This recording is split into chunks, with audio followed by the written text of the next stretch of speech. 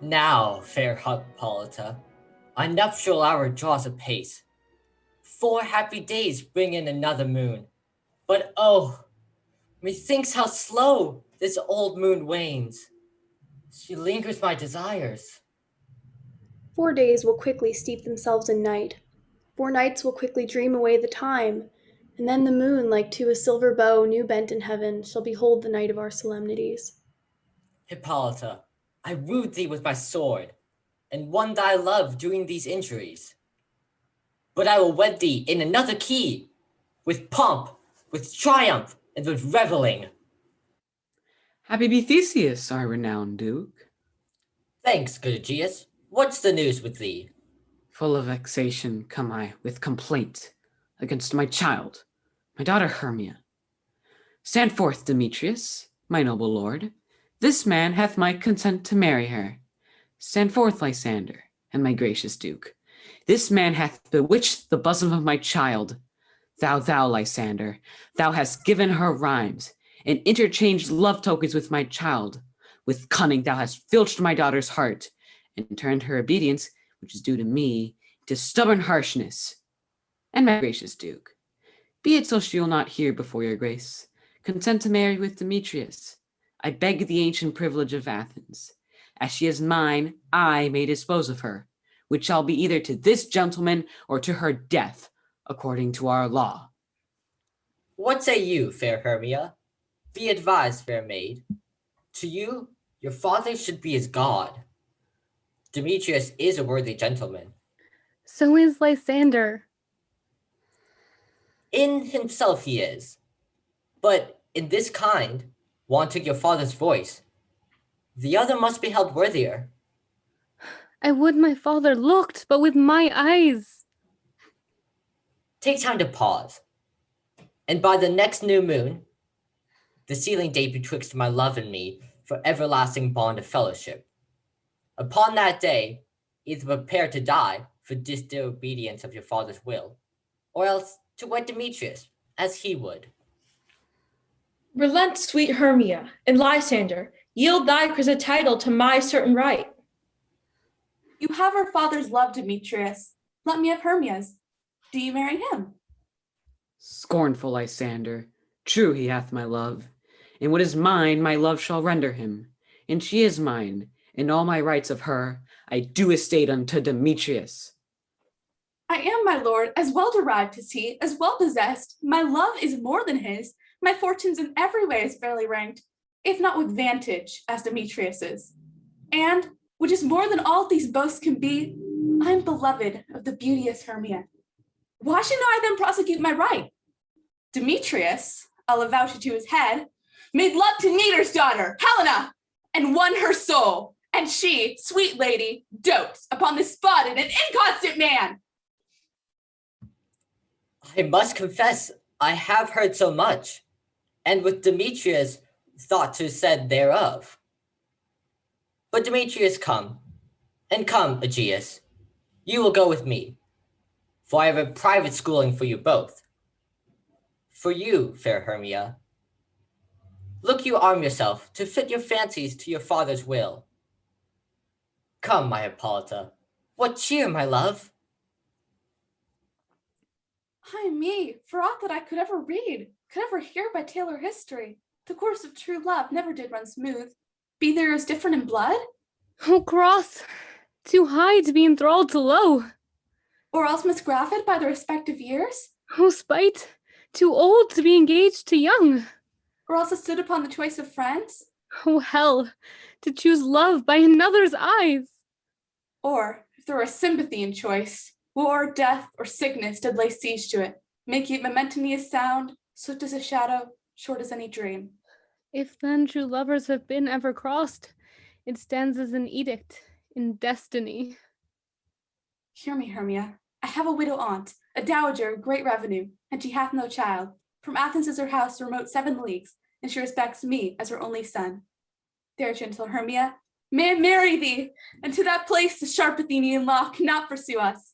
If thou lovest me, steal forth thy father's house tomorrow night, and in the wood a league without a town, there will I stay for thee. I swear to thee, Lysander, by Cupid's strongest bow, by all the vows that ever men have broke, in number more than ever women spoke, in that same place thou hast appointed me, tomorrow truly will I meet with thee. He promised, love. Look, here comes Helena. Godspeed, fair Helena. Whither away? Call you me fair? That fair again unsay, Demetrius loves your fair. Oh, happy fair. Your eyes are lodestars, and your tongue's sweet air more tunable than lark to shepherd's ear. Sickness is catching, oh, were favor so. Yours would I catch, fair Hermia, ere I go. Oh, teach me how you look, and with what art you sway the motion of Demetrius's heart. I frown upon him, yet he loves me still. Oh, that your frowns would teach my smiles such skill. I give him curses, yet he gives me love. Oh, that my prayers could such affection move. The more I hate, the more he follows me. The more I love, the more he hateth me. His folly, Helena, is no fault of mine. None but your beauty. I would that fault were mine. Take comfort. He no more shall see my face. Lysander and myself shall fly this place. Tomorrow night, when Phoebe doth behold her silver visage in the watery glass, through Athens' gates we have devised to steal. And in the woods where often you and I, upon faint primrose beds were wont to lie, emptying our bosoms of their counsel sweet, there my Lysander and myself shall meet. Farewell, sweet playfellow. Pray thou for us. In good luck grant thee thy Demetrius. Keep word, Lysander. I will, my Hermia. Helena, adieu. As you on him, Demetrius dote on you. How happy some or other some can be. Through Athens I am thought as fair as she, but what of that? Demetrius thinks not so. He will not know what all but he do know.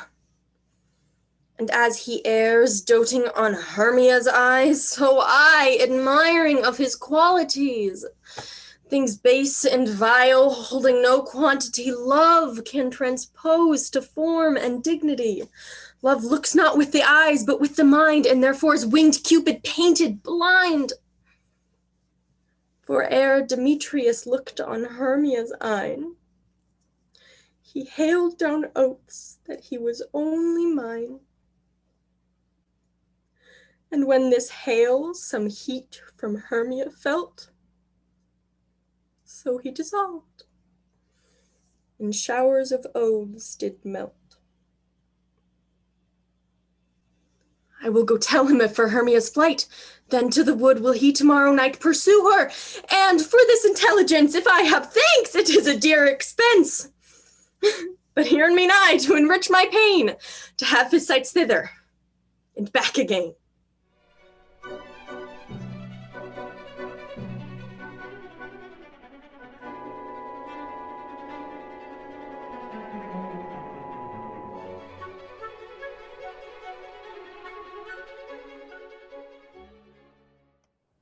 Is all our company here?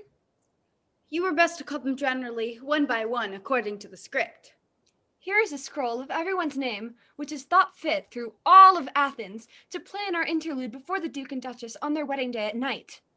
First, good Peter Quince, say how the play treats on, and then read the names of the actors, and so go to a point. Mary, our play is The Most Lamentable Comedy and Most Cruel Death of Pyramus and Thisbe. A very good piece of work, I assure you. And a merry. Now, good Peter Quince, call forth your actors by the scroll. Masters, spread yourselves. Nick Bottom, the weaver. Ready. Name what part I'm for and proceed. Nick Bottom, you are set down to play Pyramus. What is Pyramus, a lover or a tyrant? He's a lover that kills himself most gallant for love. That will ask for some tears in the true performing of it. If I do it, let the audience look to their eyes. I will move storms. I will condole in some measure. Though raging rocks and shivering shocks shall break the locks of prison gates, and Phoebus's car shall shine from afar, and make amar the foolish fates. This was lofty. Now name the rest of the players. Francis Flute, the bellows mender. You're Peter Quince. Francis Flute, you must take Thisbe on you. What is Thisbe? A wandering knight? It is the lady that Pyramus must love. Nay, Faith, let me not play woman. I have beard coming. That's all one. You shall play in a mask, and you shall speak as small as you will. And I might hide my face. Let me play Thisbe too. I'll speak in a monstrous little voice. Thisbe, Thisbe, oh Pyramus dear and lover dear, thy Thisbe dear and lady dear. No, you must play Pyramus, and flute you Thisbe. Well, proceed. Robin Starveling the tailor. Peter Quince. Robin Starveling, you must play Thisbe's mother, Tom Snout the tinker. Here, Peter Quince. You, Pyramus's father. Myself, Thisbe's father. Snug the joiner, you the lion's part, and I hope here's a play fitted. Have you the lion's part written? Pray you, if it be, give it me, for I am slow of study. You may do it extempore, for it is nothing but roaring. Let me play the lion too. I will roar that I will do anyone's heart good to hear me. I will roar that I will make the Duke say, let them roar again, let them roar again. And you should do it too terribly. You would fright the Duchess and the ladies that they would shriek, and that were enough to hang us all.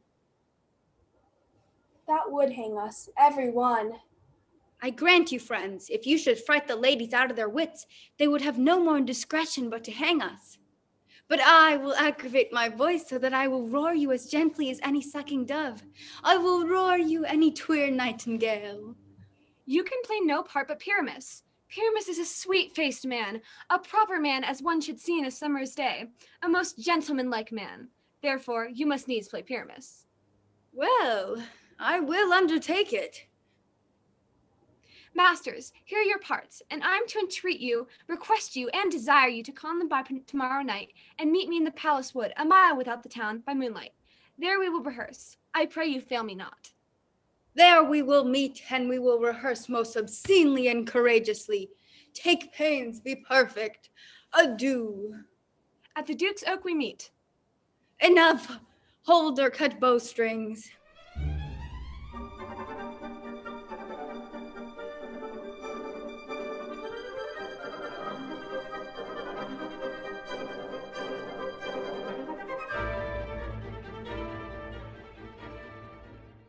How now, spirit? Whither wander you? Over hill, over dale, through bush, through briar, over park, over pale, through flood, through fire. I do wander everywhere, swifter than the moon's sphere, and I serve the fairy queen to do her orbs upon the green. Farewell, thou lob of spirits, I'll be gone. The fairy queen and her elves come here anon. The king doth keep his revels here tonight, but take heed. The queen come not within his sight, because that she as her attendant hath a lovely boy stolen from an Indian king. She never had so sweet a changeling, and jealous Oberon would have the child knight of his train to trace the forest wild. Either I mistake your shape and making quite, or else you are that shrewd and knavish sprite, called Robin Goodfellow, he who frights the maidens of the villagery, those that hobgoblin and call you sweet Puck, you do their work and they have good luck. Are you not he? Thou speakest right. I am that merry wanderer of the night. I jest to Oberon and make him smile, when I a fat and bean-fed horse beguile, neighing the likeness of a filly foal. And sometime lurk I in a gossip's bowl in the very likeness of a roasted crab. And when she drinks, against her lips I bob, and Taylor cries and falls into a cough, and the whole choir holds their hips and laugh. But room, fairy, here comes Oberon. And here, my mistress, would that he would come. Ill met by moonlight, proud Titania. What, jealous Oberon? Fairy, skip hence. I have forsworn his bed and company. Tarry, rash wanton, am I not thy lord? Then I must be thy lady. Why art thou here, come from the farthest steep of India, but that forsooth the bouncing Amazon, your buskined mistress and your warrior love, to Theseus must be wedded, and you come to bring their bed joy and prosperity? How canst thou thus retain, Titania, glance at my credit with Hippolyta, knowing I know thy love to Theseus? These are the forgeries of jealousy. And never since the middle summer spring met we in hill, on dale, mead, or forest, but with thy brawls thou hast disturbed our sport. Therefore the moon, governess of floods, pale in her anger, washes all the air that rheumatic diseases do abound. And through this distemperature we see the seasons alter. The spring, the summer, childing autumn, winter change their wonted liveries, and the mazed world by their increase now knows not which is which. And this same progeny of evils comes from our debate, from our dissension. We are their parents and original. Do you amend it then? It lies in you. Why should Titania cross her Oberon? I do but beg a little changing boy to be my henchman. Set your heart at rest. The fairyland buys not the child of me. His mother was a votress of my order, and in the spiced Indian air by night full often hath she gossiped by my side, and sat with me on Neptune's yellow sands, marking the embarked traders on the flood, when we have laughed to see the sails conceive and grow big-bellied with the wanton wind. But she, being mortal, of that boy did die, and for her sake do I rear up her boy, and for her sake I will not part with him. How long within this wood intend to stay? Perchance till after Theseus's wedding day. If you will patiently dance in our round, and see our moonlight revels, go with us. If not, shun me, and I will spare your haunts. Give me that boy, and I will go with thee. Not for thy fairy kingdom. Fairies away, we shall chide downright if I longer stay. Well, go thy way. Thou shalt not from this grove till I torment thee for this injury. My gentle Puck, come hither. Thou rememberest since I once sat upon a promontory, and heard a mermaid on a dolphin's back, uttering such dulcet, harmonious breath, that the rude sea grew sibilant at her song. And certain stars shot madly from the spheres to hear the sea maid's music. I remember. That very time I saw, but thou could not, fly between the cold moon and the earth, Cupid, all armed. A certain aim he took, and loosed his love shot smartly from his bow, as it should pierce 100,000 hearts. Yet marked I where the bolt of Cupid fell. It fell upon a little western flower. Before, milk white, now purple with love's wound, and mermaids call it love in idleness. Fetch me this flower. The juice of it on sleeping eyelids will make man or woman madly dote upon the next live creature that it sees. Fetch me this herb, and be here there again, ere the next Leviathan can swim a league. I'll put a girdle round about the earth in 40 minutes. Having once this juice, I'll watch Titania when she is asleep, and drop the liquor of it into her eyes. The next thing she sees, waking, looks upon, she shall pursue with the soul of love. And ere I can take this charm from her, off her sight, as I can with another herb, I'll make her render up her page to me. But who comes here? I am invisible, and will overhear their conference.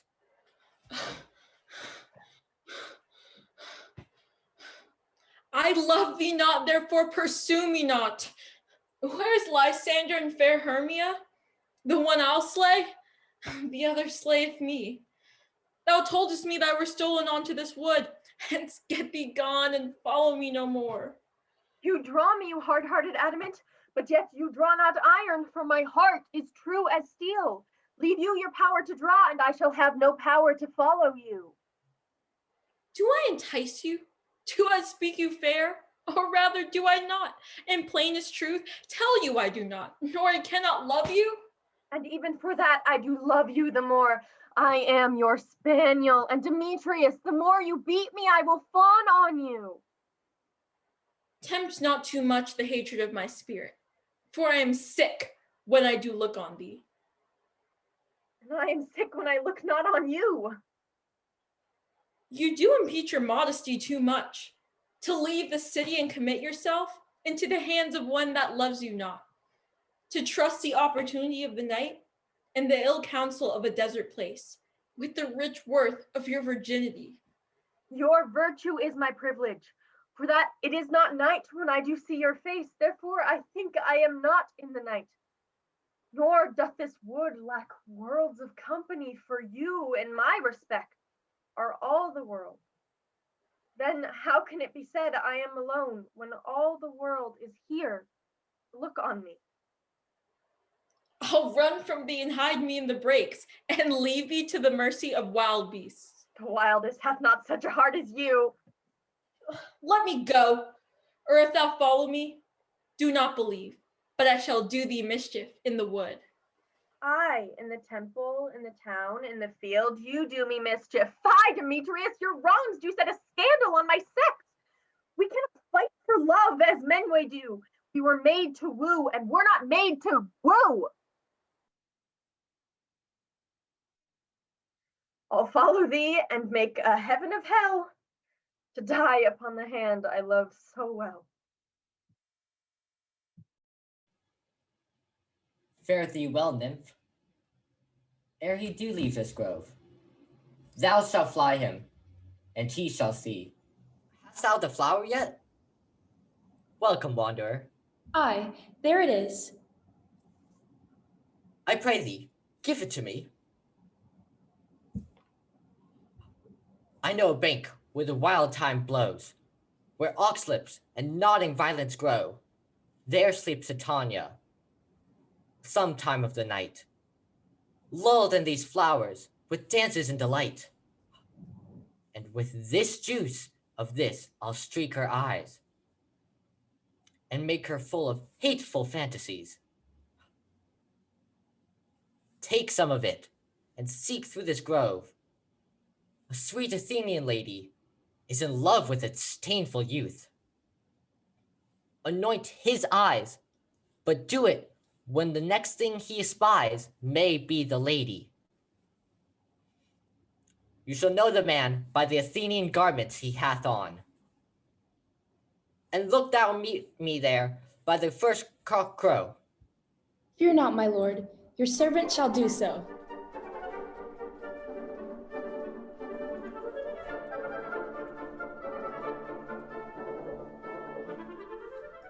Come now, a roundel and a fairy song. Bend to your offices and let me rest. You spotted snakes with double tongue, thorny hedgehogs be not seen, newts and blind worms do no wrong. Come not near our fairy queen. Fill the mouth with melody. Sing you our sweet lullaby. Lullaby. Never harm, nor spell nor charm shall come our lovely lady nigh. So good night with lullaby. Lullaby. Weaving spiders, come not here. Hence, you long-legged spinners, hence. Beetles black, approach not here. Worm no snail, do no offense. Fill a mouth with melody. Sing in our lullaby.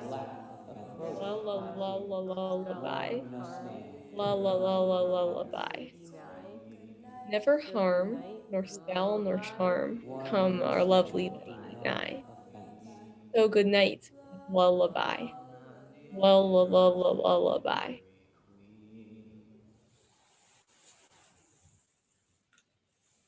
What thou seest when thou dost wake, do it for thy true love. Take love and languish for his sake. In thy eye that shall appear, when thou wakest, it is thy dear. Wake when some vile thing is near.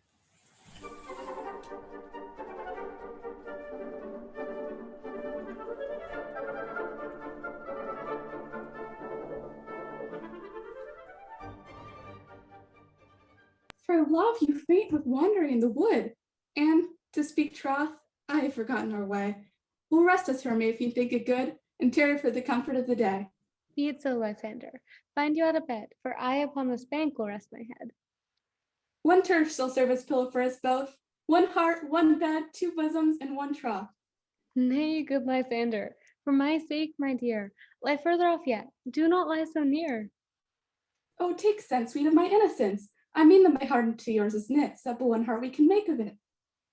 But, gentle friend, for love and courtesy, lie further off in human modesty. Such separation, as may well be said, becomes a virtuous bachelor and a maid. So far be distant, and good night, sweet friend. Thy love ne'er alter till thy sweet life end. Amen, amen to that fair prayer, say I. And then end life when I end loyalty.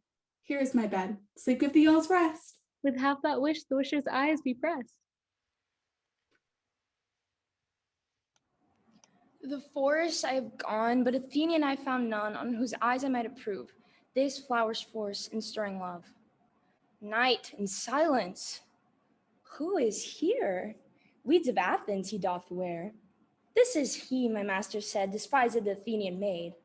And here, the maiden sleeping sound on the dank and dirty ground. Churl, upon thy eyes I throw all the power this charm doth owe. When thou wakest, let love forbid, sleep his seat on thy eyelid. Now, awake when I am gone, for now I must to Oberon.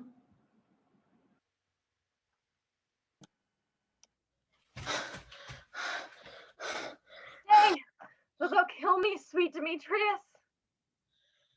I charge thee, hence, and do not haunt me thus.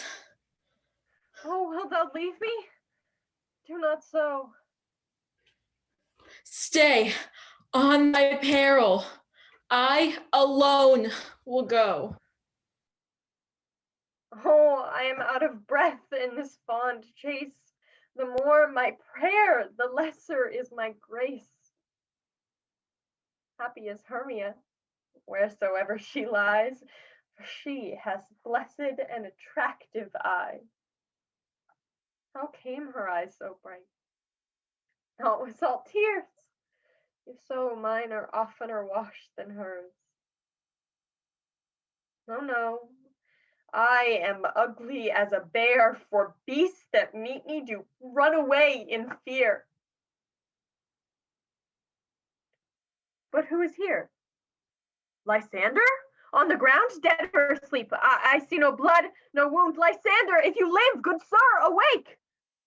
And run through fire I will for thy sweet sake. Transparent Helena, nature shows art that through thy bosom makes me see thy heart. Where is Demetrius? Oh, how fit a word is that vile name to perish on my sword. Do not say so, Lysander, say not so. What though he love your Hermia? Lord, what though? Yet Hermia loves you still, then be content. Content with Hermia? No, I do repent the tedious minutes with her I've spent. Not Hermia, but Helena I love. Who would not change a raven for a dove? The will of man is by his reason swayed, and reason says you are the worthier maid. Wherefore was I to this keen mockery born? When at your hand did I deserve this scorn? It's not enough, young man, that I did never, nor can never deserve a sweet look from Demetrius's eye? But you must flout my insufficiency? But fare you well.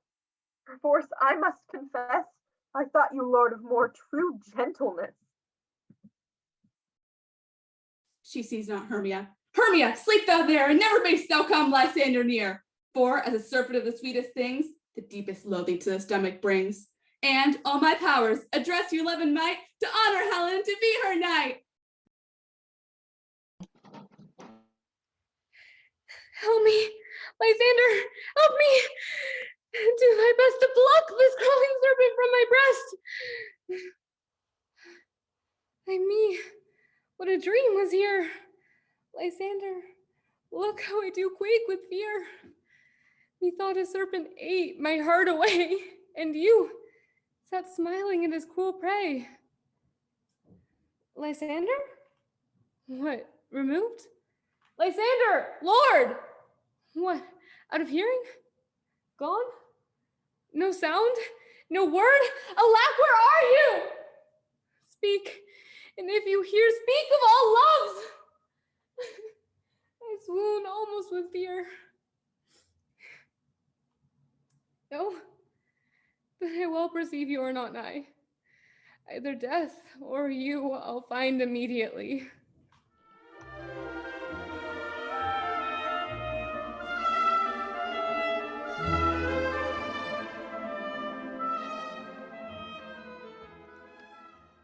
Are we all met? Are we all met?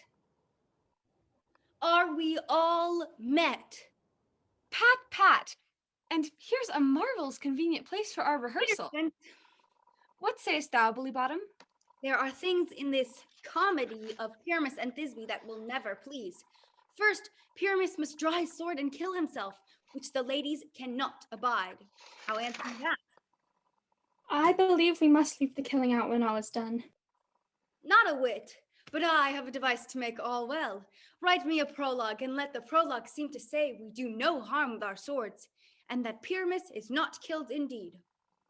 And, for more better assurance, tell them that I, Pyramus, am not Pyramus, but Bottom the Weaver.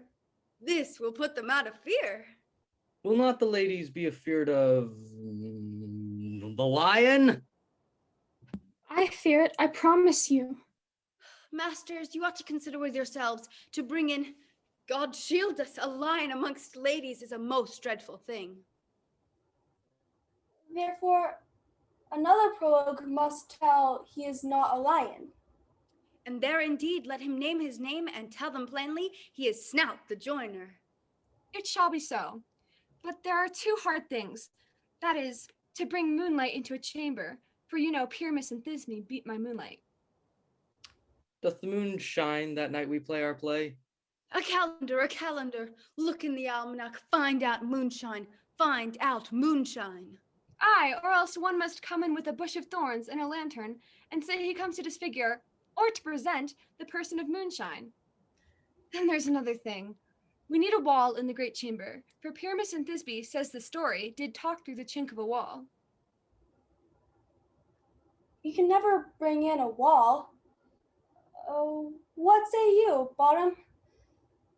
Some man or other must present wall, and let him have some loam, some rough cast about him to signify wall. Or let him hold his fingers thus, and through that granny shall Pyramus and Thisbe whisper. If that may be, then all is well. Come, sit down, everyone, and rehearse your parts. Pyramus, you begin. What hempen homespuns have we swaggering here? So near the cradle of the fairy queen? What, a play toward? I'll be an actor, an auditor too, perhaps, if I see cause. Pyramus speaks. Thisbe, stand forth. Dear Thisbe, the flowers of odious savor sweet. Odors. Odors, savors sweet. So hath thy breath, dear Thisbe. But hark, a voice. Stay thou but here a while, and by I will to thee appear. He exits. A stranger Pyramus in air played here. Must I speak now? Aye, Mary, must you? For you must understand, he goes but to see a noise that he heard, and is to come again. Most radiant Pyramus, most lily-white of hue, of colors like red rose on triumphant briar, as truest horse that would never tire, I'll meet thee, Pyramus, at Ninny's tomb. Ninus's tomb, man. Why, you must not speak that yet. That you answer to Pyramus. You speak all your part at once, cues and all. Pyramus, enter. Your cue is past. It is never tire. As truest horse that would never tire. If I were fair, fair Thisbe, I were only thine. Oh, monstrous! Oh, strange, we are haunted! Pray, masters, fly, masters, help! I'll follow you. I'll lead you about a round, through bog, through bush, through brake, and through briar. Why do they run away? This is to make an ass of me, to fright me if they could. But I will not stir from this place, do what they can. I will walk up and down here, and I will sing. That they will hear, I am not afraid. The ouzel cock so black of hue, with orange tawny bill, The throstle with his note so true, the wren with little quill. What angel wakes me from my flowery bed? The finch, the sparrow, and the lark, the plain song cuckoo gray, whose note full many man doth mark, and dare not answer nay. I pray thee, gentle mortal, sing again. Mine ear is much enamored of thy note, so is mine eye enthralled to thy shape, and thy fair virtue's force perforce doth move me, on the first view, to swear, I love thee. Methinks, mistress, you have little reason for that. And yet, to say the truth, love and reason and love share little company together nowadays. Thou art as wise as thou art beautiful. Not so neither, but if I had wit enough to get out of this wood, I'd have enough to serve mine own turn. Out of this wood do not desire to go. Thou shalt remain here whether thou wilt or no. I am a spirit of no common rate, and the summer still doth tend upon my state. And I do love thee, therefore go with me. I'll give thee fairies to attend on thee. Peas blossom, cobweb, moth, and mustard seed. Ready? And I. And I. And I. Where shall we go? Be kind and courteous to my gentle friend. Hop in their walks and gambol in their eyes. Feed them with apricots and dewberries. Nod to them, elves, and do them curtsies. Hail, mortal. Hail. Hail. Hail. I cry your worship's mercy heartily. Come, wait upon us. Lead them to my bower.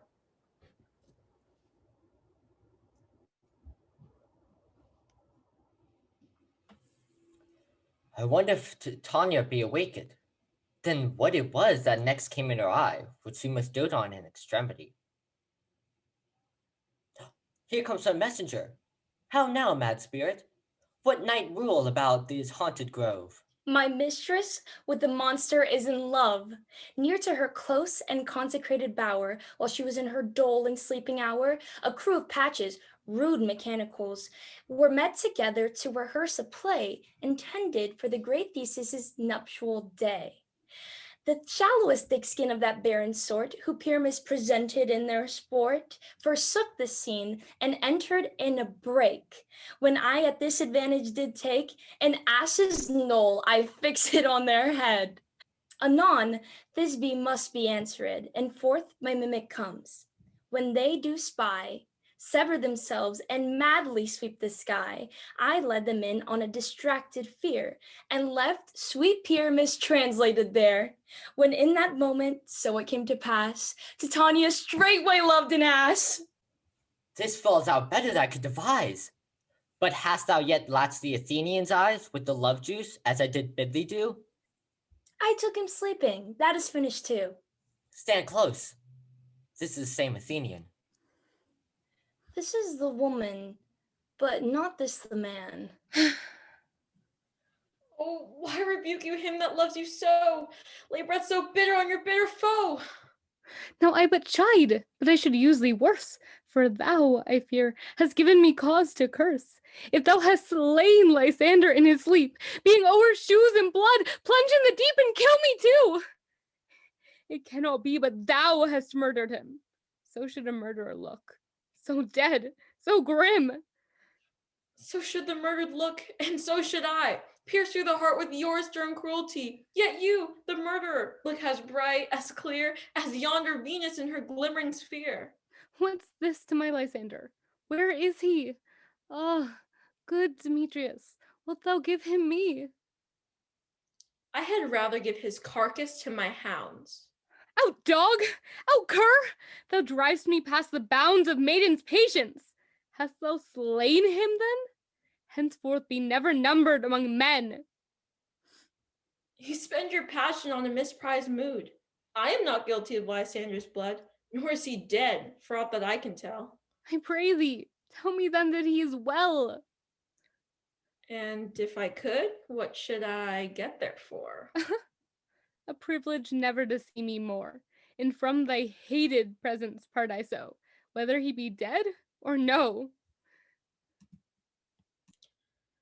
There is no following her in this fierce vein. Hence, therefore, for a while I will remain.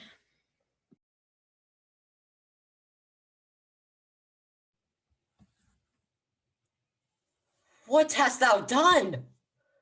Thou hast mistaken quite, and laid the love juice on true love's sight. About the wood, go swifter than the wind, and Helena of Athens, look thou find.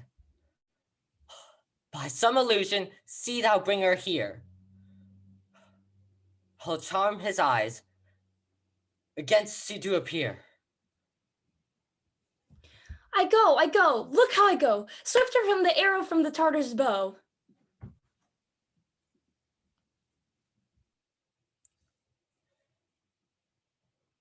Flower of purple dye, hit with Cupid archery, sink an apple of his eye. When his love doth espy, let her shine as gloriously as Venus of the sky. When thou wakest, if she be by, beg of her for her remedy. Captain of our fairy band, Helena is here at hand, and the youth mistook by me, pleading for a lover's fee. Shall we their fond pageant see? Lord, what fools these mortals can be! Stand aside. The noise they make will cause Demetrius to awake. Why should you think that I should woo and scorn? Scorn and derision never come in tears. How can these things in me seem scorn to you, bearing the badge of faith to prove them true? You do advance your cunning more and more. When truth kills truth, oh devilish holy fray! These vows are Hermia's. Will you give her o'er? I had no judgment when to her I swore. Nor none in my mind. Now you give her o'er. Demetrius loves her, and he loves not you.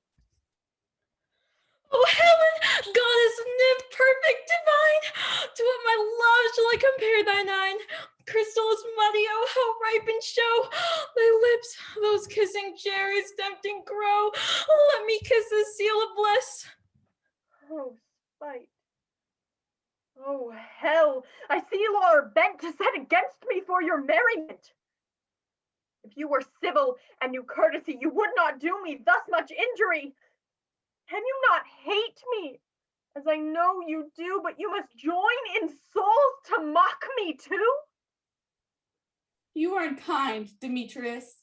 Be not so, for you love Hermia. This you know I know. Lysander, keep thy Hermia. I will none. If ere I loved her, all that love is gone. My heart to her but as guest wise sojourned, and now, Helen, is it my home returned, there to remain. Helen, it is not so. Disparage not the faith thou dost not know, lest to thy peril thou shalt abide it. Look where thy love comes, yonder is thy dear. Thou art not by mine eye, Lysander, found. Mine ear, I think it, brought me to thy sounds. But why unkindly didst thou leave me so? Why should he stay whom love doth press to go? What love could press Lysander from my side? Lysander's love that would not let him by. Fair Helena, who more gilds tonight than all yon fiery oes and eyes of light. Why seekest thou me? Could not this make thee know the hate I bear thee made me leave thee so? You speak not as you think. It cannot be. Lo, she is one of this confederacy. Now I perceive they've conjoined all three to fashion this false sport in spite of me. Injurious Hermia, most ungrateful maid, have you conspired? Have you with these contrived to bait me in this foul derision? Is all the counsel that we two have shared, the sisters' vows, the hours when we did chid the hasty-footed time for parting us, oh, is all forgot? All school days, friendship, childhood, innocence, and will you rent our ancient love asunder to join with men in scorning your poor friend? 'Tis not friendly, 'tis not maidenly, our sex as well as I may chide you for it, though I alone do feel the injury. I am amazed at your passionate words.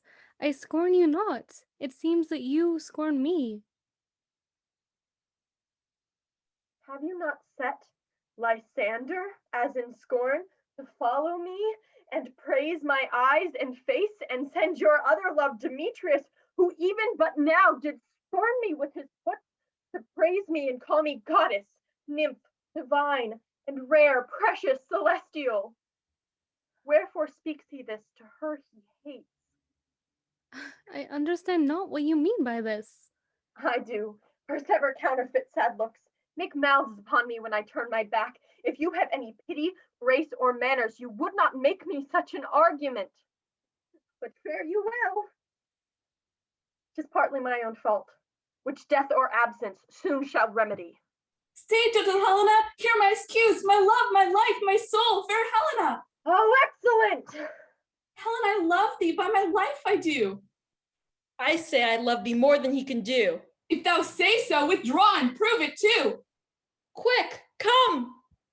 Lysander, whereto tends all this? Hang off, thou cat, thou bird, vile thing, let loose, or I'll shake thee from me like a serpent. Why are you grown so rude? What change is this, sweet love? Thy love? Oh, hated potion, hence! Do you not jest? Yes, sooth, and so do you. Demetrius, I will keep my word with thee. I would I had your bond, for I perceive a weak bond holds you. I'll not trust your word. What? Should I hurt her? Strike her? Kill her dead? Although I hate her, I will not harm her so. What? Can you do me greater harm than hate? Hate me? Wherefore? Oh, me what news, my love? Am not I Hermia? Are not you Lysander? I am as fair now as I was erewhile. Since night you loved me, yet since night you left me. I, by my life, and never did desire to see thee more. Therefore be out of question, out of hope, nothing truer, 'tis no jest, that I do hate thee and love Helena.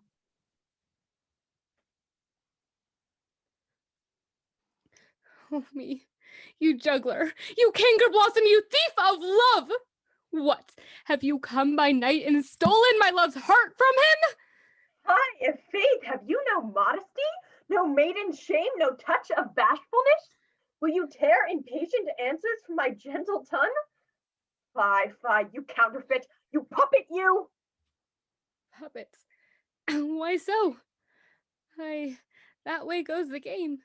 Now I perceive she has made compare between our statures. She has urged her height, and with her personage, her tall personage, her height, forsooth, she has prevailed with him. And are you grown so high in his esteem because I am so little and so low? How low am I, thou painted maypole? Speak! How low am I? I am not yet so low but that my nails can reach unto thine eyes! I pray you, though you mock me, gentlemen, let her not hurt me. You may perhaps think because she is something lower than myself that I can match her.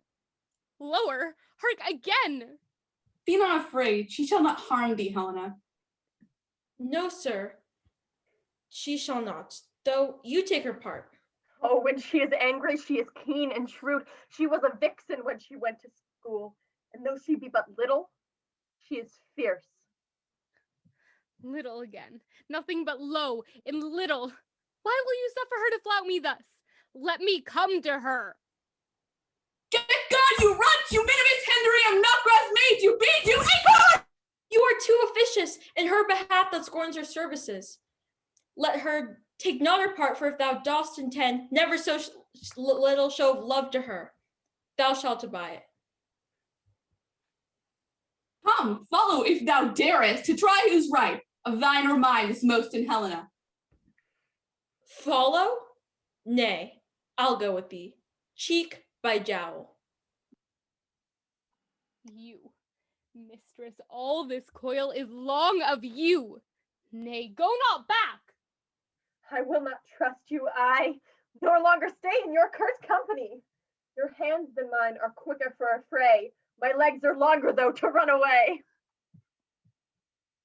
I am amazed, and know not what to say.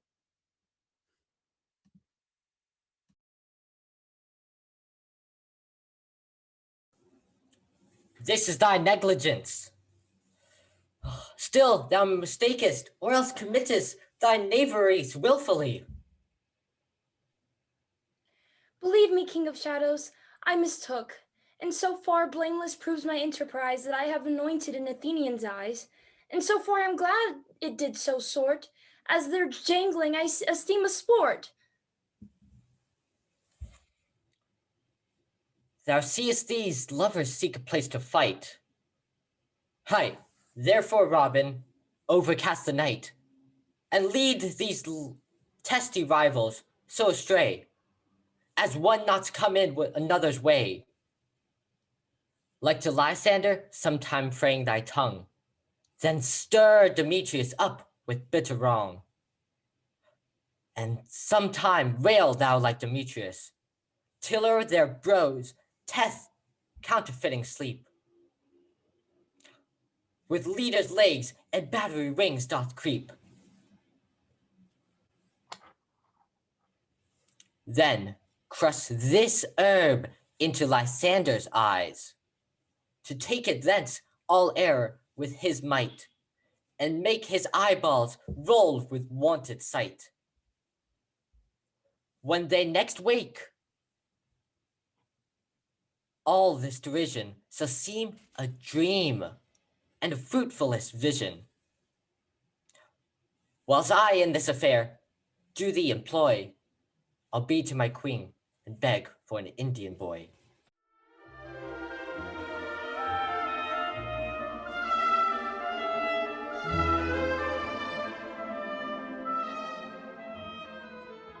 Where art thou, proud Demetrius? Speak thou now. Here, villain, drawn and ready. Where art thou? I will be with thee straight. Follow me then to plainer ground. Lysander, speak again. Thou runaway, thou coward, where art thou fled? Thou coward, art thou bragging to the stars? Art thou there? Follow my voice. We'll try no manhood here. He goes before me and still dares me on. When I come where he calls, then he's gone. The villain is much lighter heeled than I. I followed fast, but faster did he fly. That fallen am I in dark, uneven ray. And here will rest me. Come, thou gentle day, for if but once thou show me that grey light, I'll find Demetrius and revenge this spite. Ho, ho, coward, why comest thou not? Abide me if thou darest, for well I wot, thou runnest before me, shifting every place, and darest not stand nor look me in the face. Where art thou now? Come hither, I'm here. Nay, then thou mockest me. Thou shalt buy this dear, if ever I thy face by daylight see. Now go thy way, faintness constraineth me, to measure out my length on this cold bed, by day's approach look to be visited. O weary night, O long and tedious night, abate thy hours. Shine comforts from the east, that I may back in Athens by daylight, and from these that my poor company detest. And sleep, that sometimes shuts up sorrow's eye, heal me a while from mine own company. Yet but three. Come one more. Two of both kind make up four. Here comes cursed and sad. Never so weary, never so in woe. I can no further crawl, no further go. Here will I rest me till the break of day. Heavens, shield Lysander if they mean a fray. On the ground, sleep sound. I'll apply to your eye, gentle lover, remedy. When thou wakest, thou takest true delight in the sight of thy former lady's eyes. Jack shall have Jill, naught shall go ill, and man shall have his mare again, and all shall be well.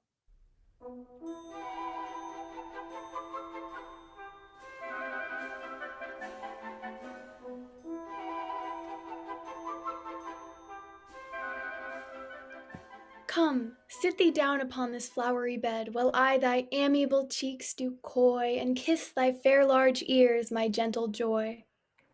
Where is Peas Blossom? Ready?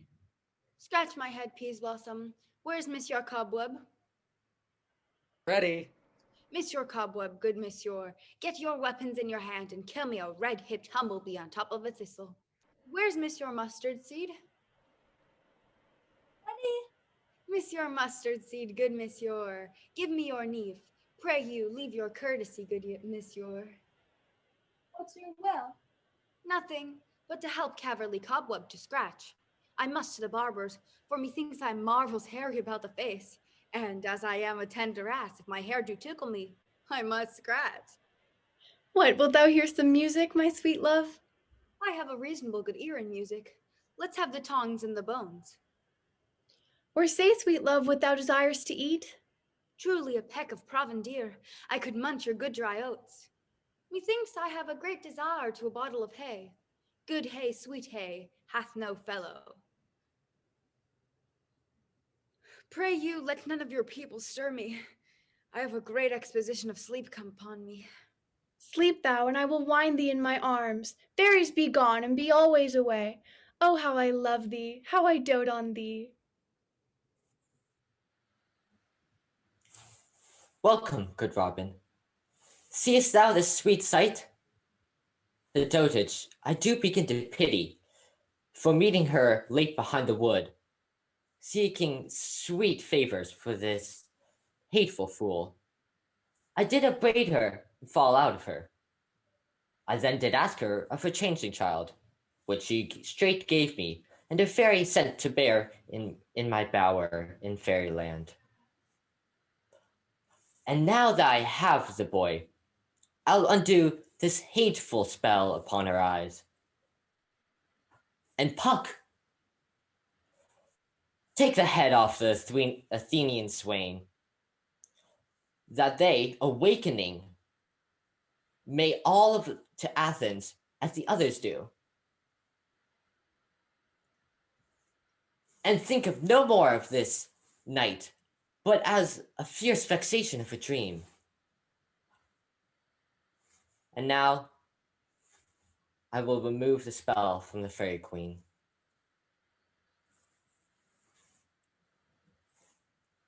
Be as thou wast wont to be, see as thou wast wont to see. Dian's bud or Cupid's flower has such force and blessed power. Now, my Titania, wake you, my sweet queen. My Oberon, what visions have I seen? Methought I was enamored of an ass. There lies your love. How came these things to pass? Oh, how mine eyes do loathe their visage now. Silence a while.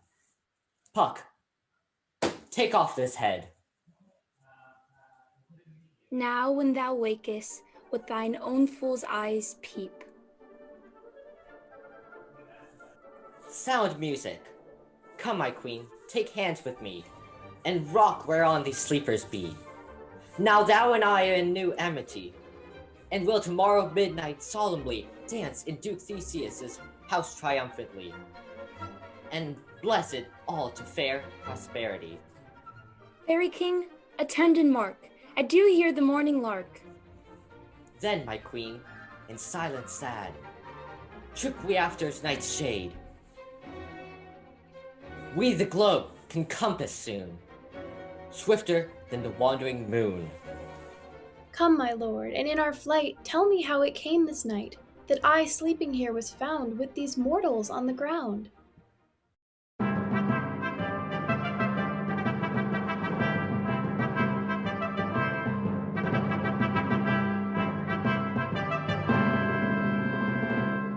Go on, one of you, find out the forester, for observation is performed.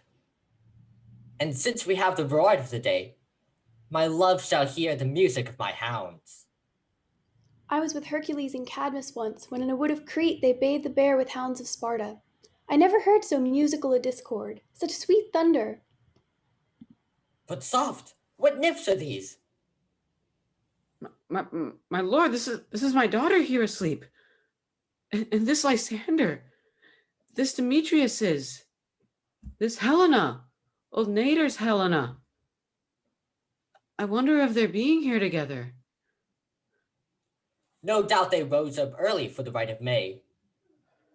Is this not the day that Hermia to make her choice? It is, my lord. Good morrow, friends. Saint Valentine has passed. Begin these wood birds but a couple now? My lord. I pray you all, stand up. I know you two are enemies. How comes this gentle concord in the world? That hatred is so far from jealousy, to sleep by hate and fear, no enmity.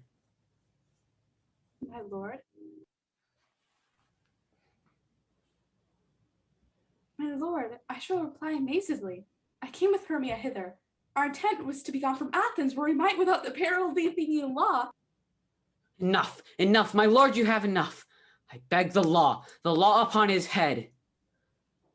My lord, fair Helen told me of their stealth, and this their purpose hither to this wood, and I in fury hither follow them, fair Helena in fury hither following me, but for what I wote, but by some power it is, my love to Hermia, melted as the snow, and I, and the virtue and the pleasure of mine eye is only Helena. Fair lovers, you are fortunately met. Of this discourse, we more will speak anon. Aegeus, I'll overbear your will, for in the temple by and by, with us, these couples shall eternally be met. Come, Hippolyta.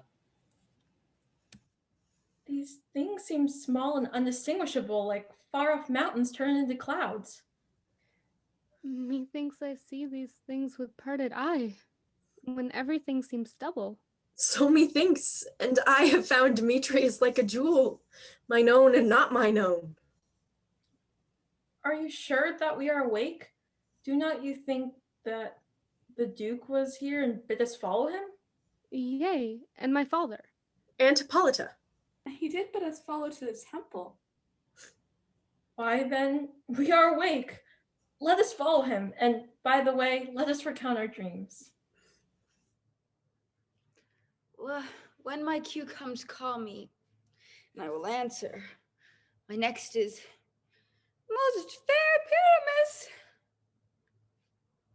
Heyo, Peter Quince, flute the bellows mender, snout the joiner, starveling god for my life, stolen hence and left me asleep. Oh, I've had a most rare vision. I've had a dream past the wit of man to say what dream it was. But man is but an ass if he go about to expound this dream. Methought I was. There was no man can tell what. Methought I was. Methought I had. Man is but a patched fool if he offered to tell what methought I was. I'll have Peter Quince write a ballet of this dream, and it will be called Bottom's Dream, because it hath no bottom. And I will sing it at the latter end of the play before the Duke. Ah. Have you sent to Bottom's house? Are they come home yet? They cannot be heard of. Out of doubt they are transported. They come not, the play is marred. It goes not forward, doth it? It is not possible. There's not one in all of Athens able to discharge Pyramus but them. Nay, they have simply the best wit of any handicraftsman in all Athens.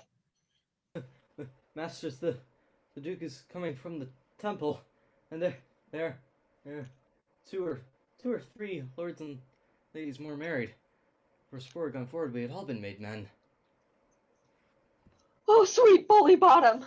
Where are these lads? Where are these hearts? Oh, Bottom! O most courageous day! O most happy hour!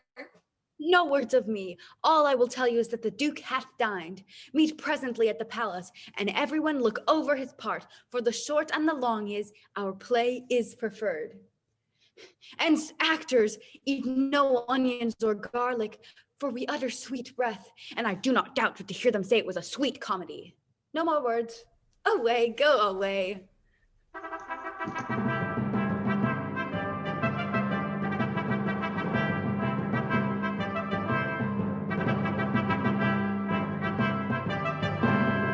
strange, my Theseus, that these lovers speak of." More strange than true. I never may believe these antic fables or fairy toys. But all the story of the night told over, and all their minds transfigured so together, more witnesseth than fancy's images, and grows to something of great constancy, but howsoever strange and admirable. Here come the lovers, full of joy and mirth. Come now, what masks, what dances shall we have to wear away this long age of 3 hours between our after supper and bedtime? Where's our usual manager of mirth? A play there is, my lord, some 10 words long, which is as brief as I've known a play, but by 10 words, my lord, it is too long, which makes it tedious. For in all the play, there is not one word apt, one player fitted, which makes it, and tragical, my lord, it is. For Pyramus there doth kill himself, which, when I saw rehearsed, I must confess, made mine eyes water, but more merry tears the passion of loud laughter never shed. And we will hear it. No, my noble lord, it is not for you. I've heard it over, and it is nothing in the world, unless you can find sport in their intents, extremely stretched and conned, with cruel pain to do your service. I will hear that play, for never anything can be amiss when simpleness and duty tender it. Go, bring them in. So please your grace, the prologue is addressed. Let him approach. If we offend, it is with our goodwill, that you should think we come not to offend, but with goodwill, to show our simple skill. That is the true beginning of our end. This fellow doth not stand upon points. Gentles, perchance you wonder at this show, but wonder on till truth makes all things plain. This man is Pyramus, if you must know. This beauteous lady Thisbe is certain. This man with lime and rough cast doth present wall, that vile wall did which these lovers sunder. And through wall's chinks poor souls they are content to whisper, at which let no man wonder. This man with lantern, dog, and bush of thorn presenteth moonshine, for, if you would know, by moonlight did these lovers think no scorn, to meet at Nisus' tomb, there to woo. This grisly beast, which Lion hight by name, the trusty Thisbe, coming first by night, did scare away, or rather did affright. And as she fled, her mantle she did fall, and Lion vile with bloody mouth did stain. Anon comes Pyramus, sweet youth and tall, and finds his trusty Thisbe's mantle slain. Whereat with bloody blameful blade, he bravely brooched his boiling bloody breast, and Thisbe, tarrying in mulberry shade, his dagger drew and died. For all the rest, let Lion, moonshine, wall, and lovers twain at large discourse while here they do remain. I wonder if the lion be to speak. No wonder, my lord, one lion may when many asses do. In this same interlude it doth befall, that I, one Snout by name, present a wall, and such a wall as I would have you think, that had in it a crannied hole or chink, through which the lovers, Pyramus and Thisbe, did whisper often, very secretly. Would you desire some lime and hair to speak better? It is the wittiest partition that ever I heard discourse, my lord.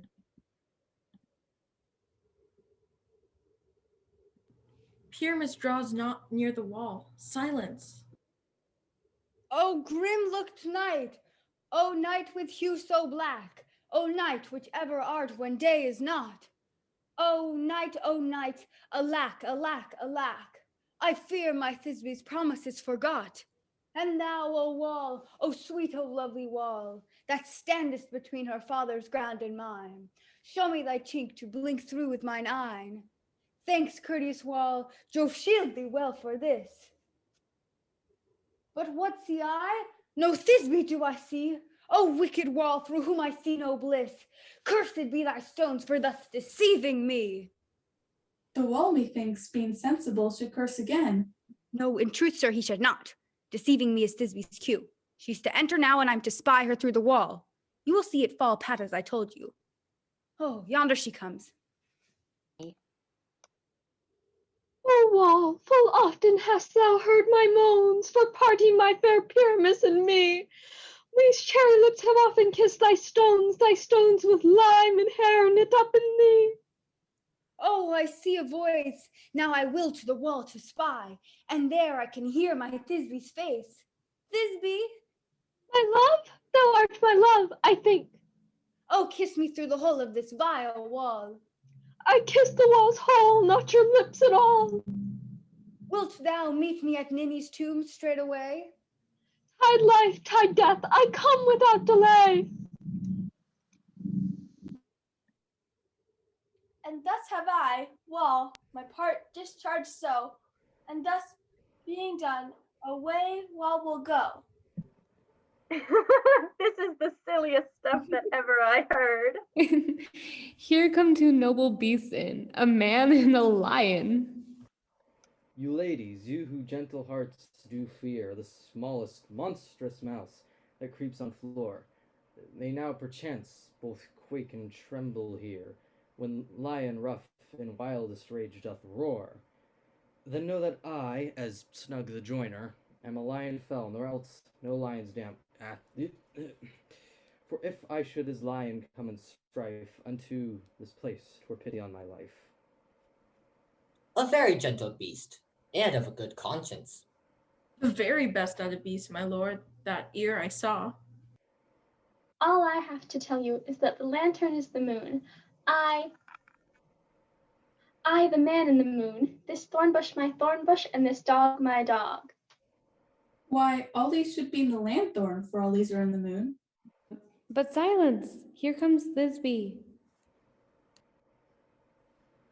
This is old Ninny's tomb. Where is my love?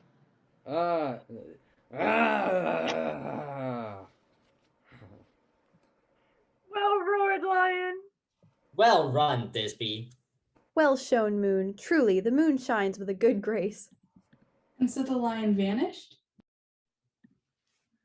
Sweet moon, I thank thee for thy sunny beams, for by thy gracious golden glittery gleams I trust and take of truest Thisby sight.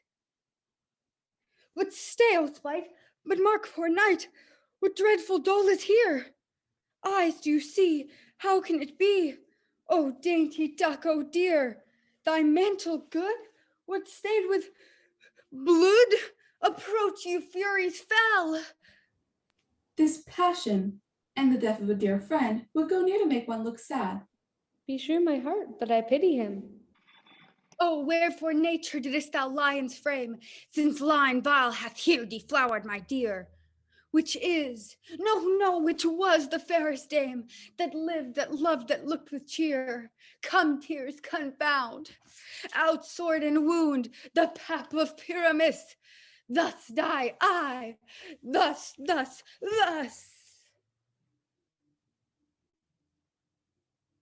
Now I am dead, now I am fled. My soul is in the sky. Moon, take thy flight.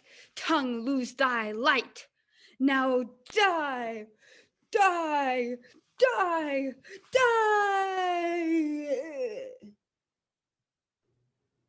With the help of a surgeon, he might yet recover and yet prove an ass.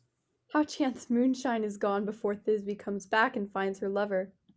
She will find him by starlight. Here she comes. Asleep, my love? What, dead, my dove? O Pyramus, arise! Speak, quite dumb? Dead, a tomb must cover thy sweet eyes. These lily lips, this cherry nose, these yellow cowslip cheeks are gone. Lovers make mourn, his eyes were green as leeks. Tongue not a word. Come, trusty sword, come, blade, my breast imbue. And farewell, friends, thus Thisby ends. Adieu. Moonshine and lion are left to bury the dead. Aye, and wall too. No, I assure you the wall is down that parted their fathers. Would it please you to see an epilogue or hear a burgomask dance between the two of our company? No epilogue, I pray you. For your play needs no excuse, never excuse. For when all the players are dead, there need none to be blamed. The iron tongue of midnight hath told 12. Lovers, off to bed. 'Tis almost fairy time. Now the hungry lion roars, and the wolf behowls the moon, and we fairies that do run by the triple Hectates team, from the presence of the sun, following darkness like a dream, now our frolic. Not a mouse shall disturb this hallowed house, and I am sent with broom before to sweep the dust behind the door. Now until the break of day, through this house each fairy stray. So shall all the couples three ever true and loving be. With this field do consecrate, every fairy take his gate, and each several chamber bless, through this palace with sweet peace. Trip away, make no stay, meet me all by break of day. If we shadows have offended, think but this, and all is mended, that you have but slumbered here while these visions did appear.